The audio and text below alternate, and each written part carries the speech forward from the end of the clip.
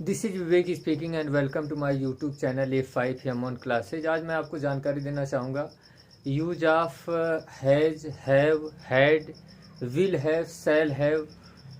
कहने का मतलब है कि has, have, had, will have, shall have का प्रयोग। और मैं इसके बारे में आपको इंट्रोडक्शन जो इसका जो पहचान है इसके बारे में बताना चाहूँगा कि जब कोई वस्तु किसी के अधिकार में हो, कहने का मतलब है कि जब कोई वस्तु या नाउन किसी कर्ता के अधिकार में हो और वाक्य में पास या रखना से अर्थ आता तो वहाँ has, have, had, will have, shall have में से किसी एक का प्रयोग करते हैं।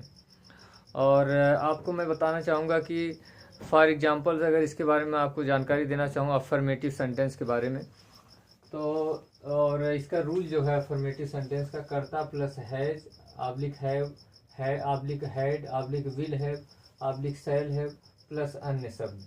कहने का मतलब है कि सबसे पहले कर्ता की अंग्रेजी, सब्जेक्ट की अंग्रेजी लगाएंगे, और अगर वाक्य में जो पास या रखना आ रहा है अगर प्रेजेंट टेंस में आ रहा है तो अगर एक वचन करता है मतलब सिंगुलर नंबर अगर सब्जेक्ट है तो वहाँ पर हम हैज का प्रयोग करेंगे, और जहाँ अगर बहुवचन करता है वहाँ हैव का प्रयोग करेंगे। और अगर मान लीजिए पास्ट टेंस में आ जाता है, पास्ट टेंस में, तो वहाँ हैड का प्रयोग करेंगे। और अगर फ्यूचर टेंस में आ जाएगा तो आई वी के साथ शैल हैव का प्रयोग करेंगे, और जितने भी कर्ता रहेंगे उनके साथ हम विल हैव का प्रयोग करेंगे। और उसके बाद जो भी अन्य शब्द में जो भी नाउन आएगा, जो भी आएगा, वो सबकी अंग्रेजी हम लिख देंगे। फॉर एग्जाम्पल्स मैं इसके बारे में आपको जानकारी देना चाहूँगा। जैसे मान लीजिए फर्स्ट एग्जाम्पल है इसमें, उसके पास एक कलम है। अब ये देखिए है प्रेजेंट टेंस का वाक्य है, तो उसके पास, या इसको हम इस तरह भी कह सकते हैं, वह एक कलम रखता है। ये देखिए, अब इसका जब ट्रांसलेशन करेंगे तो इसका मतलब हो जाएगा ही हैज, क्योंकि एक वचन है। देखिए हम कर्ता के अनुसार लगाएंगे, वह उसके का मतलब वह हो गया, एक वचन हो गया, हैज लगाएंगे, ही हैज अ पेन। मान लीजिए नेक्स्ट इसी में अगर दूसरा एग्जांपल अगर इसमें ले लिया जाए, तुम्हारे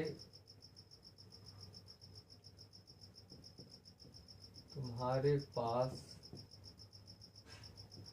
4 पत्रिकाएं हैं। सपोज दैट इसको अगर ले लिया जाए तो जिसका ट्रांसलेशन किया जाएगा तुम्हारे पास मतलब या तुम 4 पत्रिकाएं रखते हो, तो यहाँ इसका करेंगे यू, क्योंकि बहुवचन है, सब्जेक्ट, और उसके बाद बहुवचन है तो हैव लगाएंगे, और उसके बाद यहाँ हो जाएगा 4 मैगजीन्स।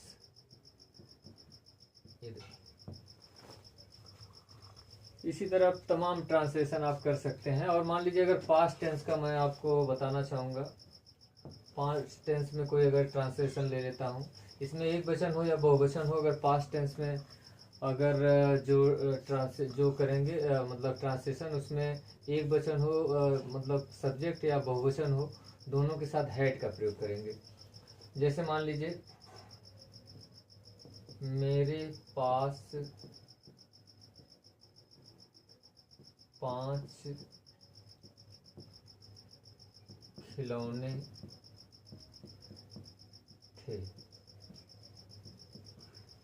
या आप इस तरह भी कह सकते हैं कि मैं 5 खिलौने रखता था। अब यहाँ देखिए, यहाँ आप मेरे को मतलब यहाँ माई नहीं लगाएंगे, आई हैड 5 टॉयज। ये देखिए, और मान लीजिए और ट्रांसलेशन में अगर ले लीजिए,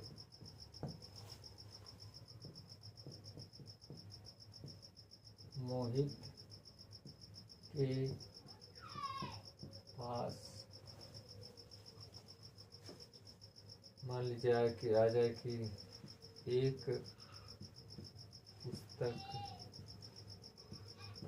थी, ये मान लीजिए ट्रांसलेशन आ जाए। तो मोहित, उसके बाद हैड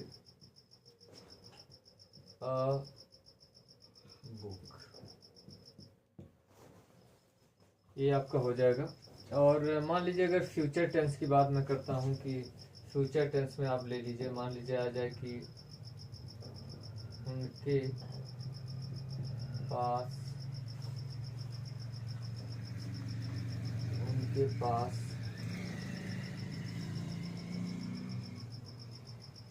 एक सुंदर, मान लीजिए फूल होगा, कोई भी ट्रांसलेशन आप ले सकते हैं, सपोज दैट आप हो गए। अब यहाँ उनके का मतलब यहाँ दे लगाएंगे, या वे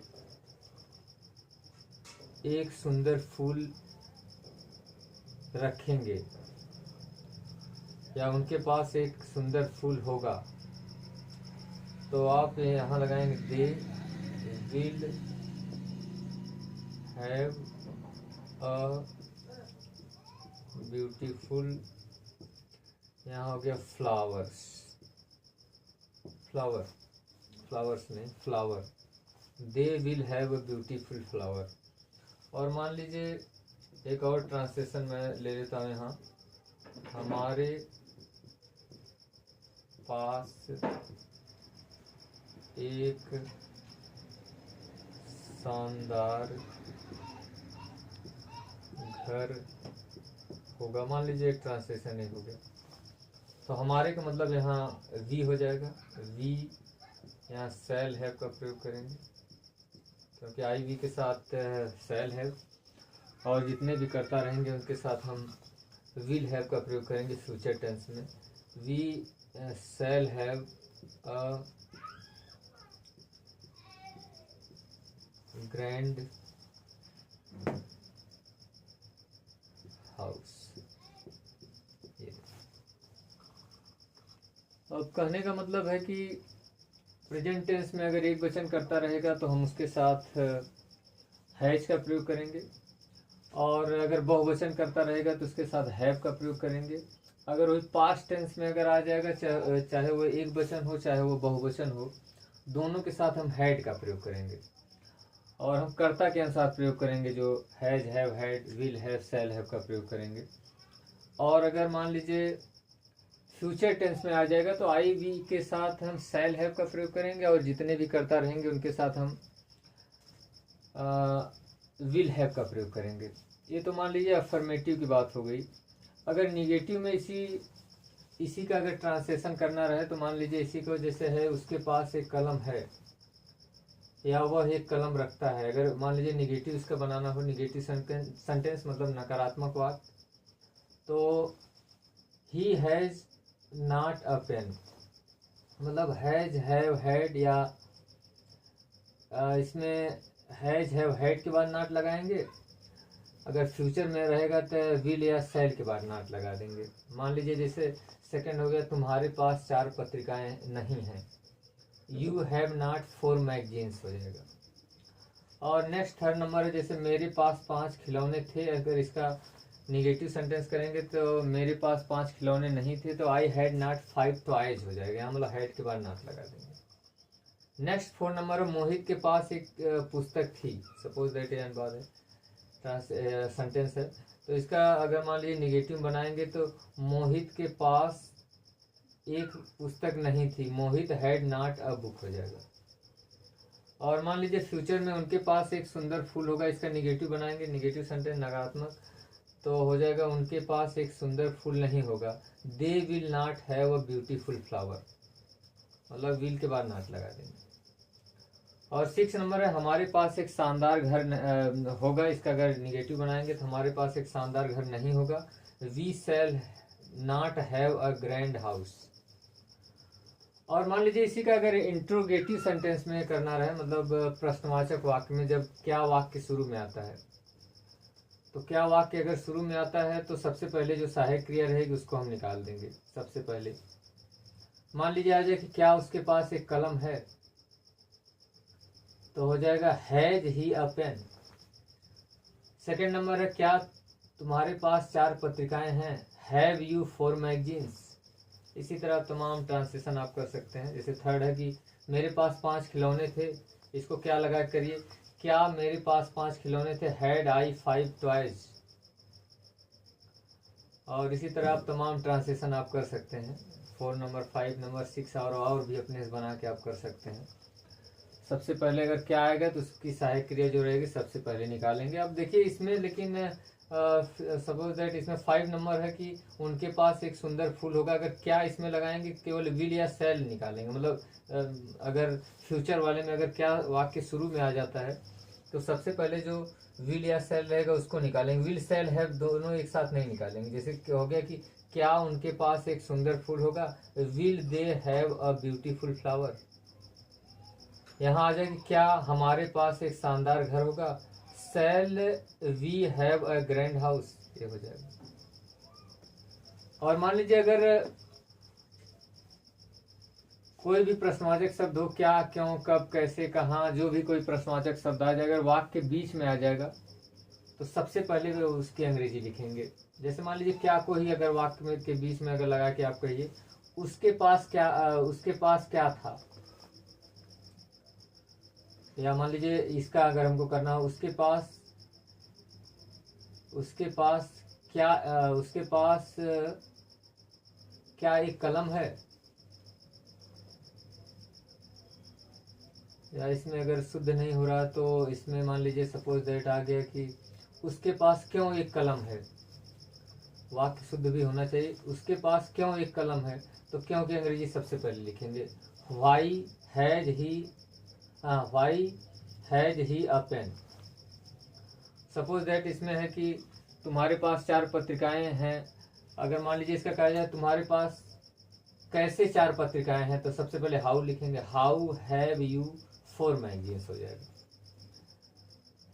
और सपोज दैट थर्ड नंबर है मेरे पास 5 खिलौने थे। मेरे पास कब 5 खिलौने थे, व्हेन हैड आई 5 टॉयज। मतलब सबसे पहले जो भी प्रश्नवाचक शब्द आएगा उसकी सबसे पहले अंग्रेजी लिखेंगे।